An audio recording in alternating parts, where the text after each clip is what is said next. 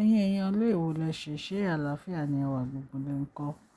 Wọ́n ní surprising ló jẹ́ nígbà tí Kabiyesi fi mọ́tò ránṣẹ́ sí Queen Naomi ní Àkúrẹ́ wípé kí wọ́n lọ gbé wọn wá fún naming èyí tí wọ́n ṣe.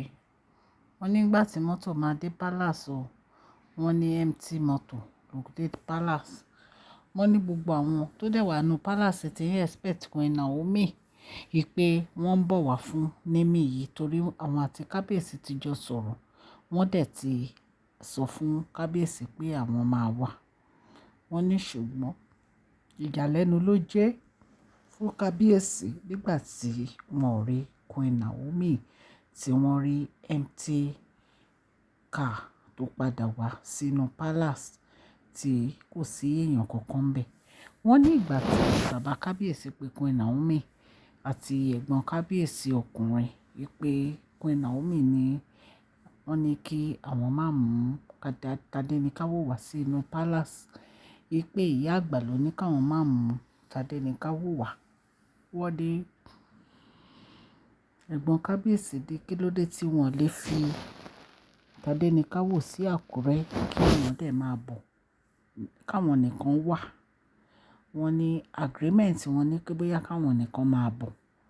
Wọ́n ní ṣùgbọ́n nígbà tí mọ́tò máa padà sí ilé Ifẹ̀, wọ́n ní kò sí èèyàn kankan ní inú mọ́tò.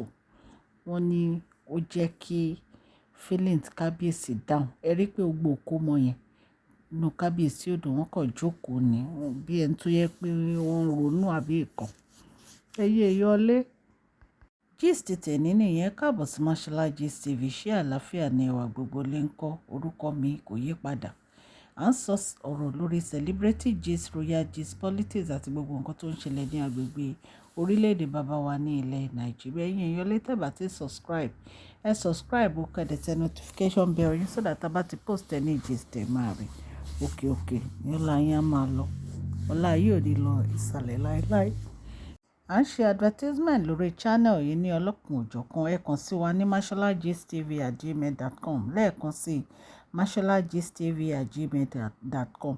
Ẹ̀yin èèyàn lé ó ṣe ní láàánú nígbà tí Kabiyesi tí wọ́n ń retí Queen Naomi ní ibi ìkómọ olórí tó bí èyí tí ó bí ìbejì tí gbogbo àwọn èèyàn láti oríṣiríṣi àgbáyé tí wọ́n wá bá Kabiyesi yọ ayọ̀ ọmọ.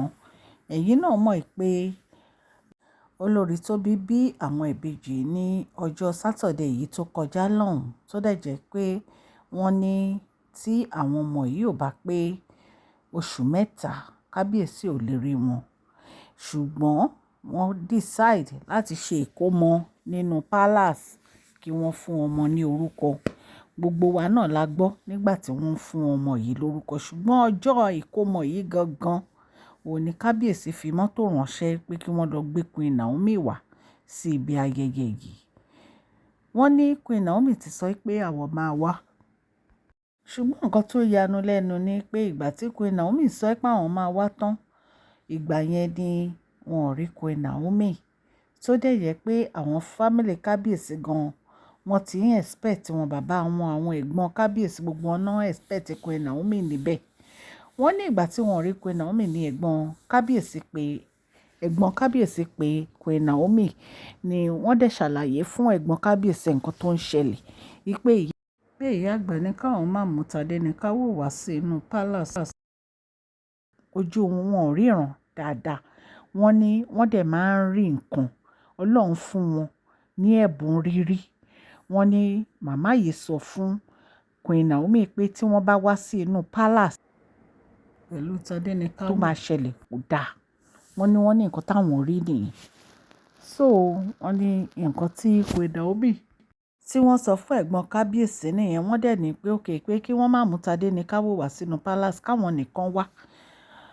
Ẹ̀yin èèyàn lé bóyá nǹkan tí Queen Naomi ò fi wá sí inú palace nítorí ọ̀rọ̀ màmá yìí ni. Ṣùgbọ́n ìgbà tí Kabiyesi tí wọ́n retí wọn tí wọ́n rí wọn, wọ́n wà disturbed kó tó wá di pé mọ́tò wọnú palace. Wọ́n wá rí i pé kò sẹ́yàn kankan ní inú mọ́tò. Kabiyesi wà down nígbà tí wọ́n rí pé Queen Naomi ò sí inú mọ́tò yẹn. ẹ̀yin náà rí i pé lọ́jọ́ ìkómọ yẹn inú Kábíyèsí ó dùn. Ṣùgbọ́n tá a bá tún gbọ́ update a máa mú wá fún yín. Etí tẹ́ fi ń gbọ́ mi ò ní di, ọwọ́ tẹ́ fi ń tẹ subscribe like kò ní kọ ìsàlẹ̀ àpò. Ní àṣẹ Ọlọ́run ọba òkè òkè ní ọlá yín a máa lọ. Please share this video. Ẹ fún fídíò yìí ní thumbs up o. Like and subscribe. God bless you all.